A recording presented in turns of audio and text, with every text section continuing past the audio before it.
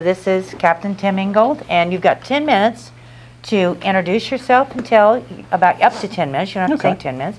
And then I'll be asking you 10 questions. You'll have two minutes to answer each question. Pete has a bell there, and he'll be timing, and at the end of 2 minutes, he'll signal you.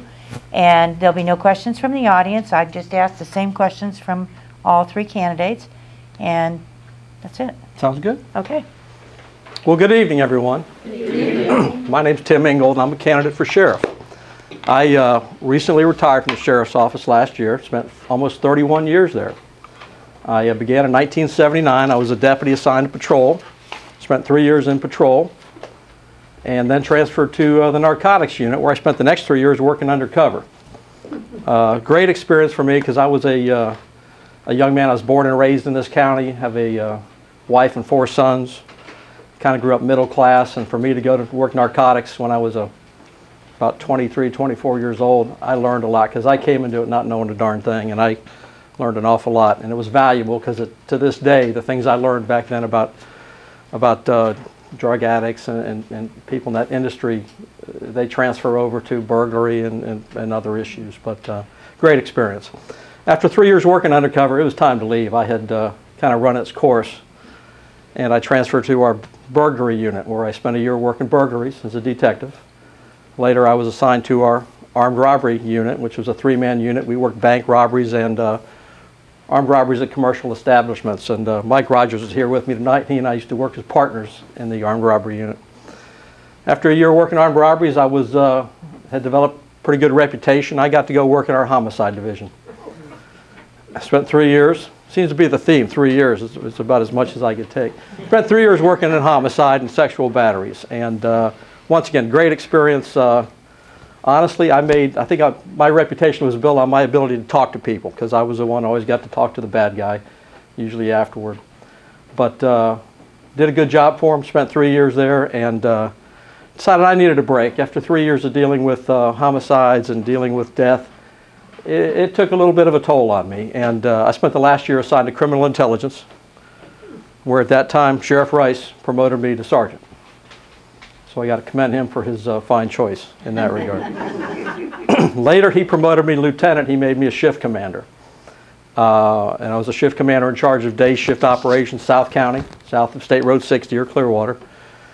Spent the last year as a shift commander on the midnight shift in the north end, working the north end of the county. Basically, you're in charge of midnights for north end 7 days a week. Although you're only working 5, it's still your responsibility.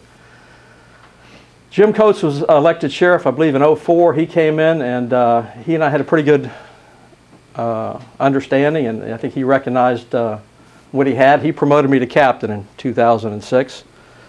First 2 years I was assigned to his Special Operations Division, which is his K-9 flight, Marine, the communications section, school resource, community policing. Big unit, big responsibility, $23 million budget. I had that for 2 years, and I think I did a very good job for him during that time. The last 2 years I transferred out to our court division, court security division. We had a shooting at our St. Pete courthouse, and we identified some issues we had at that time, and I went out to spend my last 2 years at the courthouse. We have 5 courthouses in this county, 46 circuit and county court judges, and believe me, they wanted to make sure they were safe. They deal with a lot of bad people. We deal with a lot of people through the main courthouse on 49th Street, as well as the traffic court north and south, and our main courthouse in downtown Clearwater, where the Board of County Commissioners works.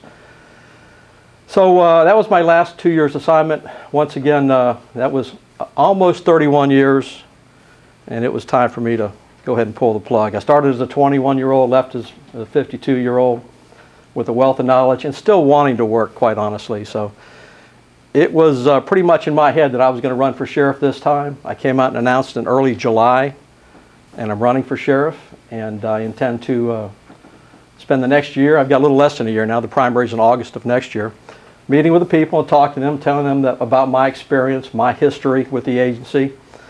I believe I have the credentials for this job. I think I've earned it, and I intend to get out there and earn your vote.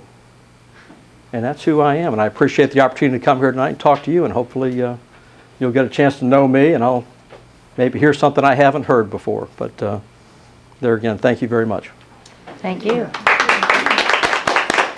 And I think I can speak for everyone just thanking him for his service, huh? Thank you.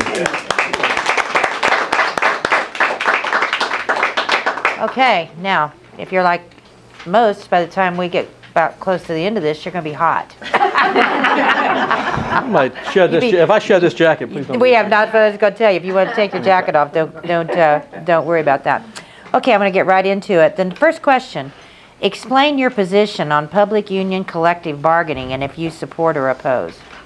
Boy, that's a great question. I'm glad you came out with it first. I had spoke at a group a month or two ago, and they waited about 10 questions in. And the issue, quite simply, is this. For 18 years, I served as president of Pinellas Lodge 43, the FOP, Fraternal Order of Police, which in the early years was a employee organization. Matter of fact, I kid around a little bit because all during that time, those 18 years, Sheriff Coates, Sheriff Rice used to call it, it's just a fraternal group, just an organization, just an employee organization. And of course, when I started the campaign, I became a union boss. And I said, where was that respect for me when I was doing that job? But nonetheless, how I got involved in the FOP was this. In 1980, I was a young deputy working patrol, and somebody came up and slapped an FOP application in front of me and said, you need to join. I said, well, what is it? And they said, it's a good organization. We do a lot of good things, but if you're ever in a shooting, we're going to send an attorney out to represent you. And I went, okay. And they went, and dues are $2 a month. And I said, I'm in. I'm good for that. And I signed up. But you know what I found out about the FOP was? It was a great organization. My first son was born in 1981. They gave me a savings bond. They sent flowers to my wife.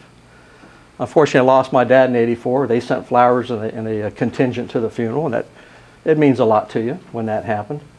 But more importantly, the organization was there for the police officers. They sponsored deputies and police officers who went to the Police Olympics. They had a big January awards banquet. We recognized our officers and deputies of the month and the year at that banquet. Had a lot of judges, attorneys, sheriffs in attendance.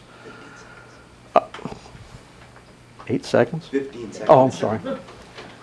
Great organization. I got involved as a secretary, later vice president, and president. Was elected 9 terms as president. 18 years served that organization. I left it in 2006. Big part of my life. Okay. Thank you. Thank you. Second question. Would you work with or against the federal government going door to door, taking away people's guns in a crisis like Katrina? Can a county override gun laws? Katrina was you know, what a worst case scenario. Hurricane comes to New Orleans, tears it up. That city was not prepared for what happened. As far as I'm concerned, that mayor did a horrible job of that.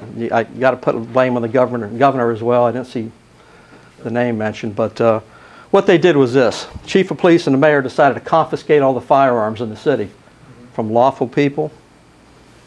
I can't imagine what was going through their head when that happened.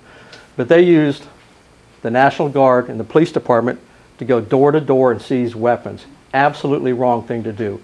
No, I would not stand for that. Okay. What has happened since that time is the NRA filed suit against the city of New Orleans and got a judgment here just recently, within the last couple of years, where they said return the guns.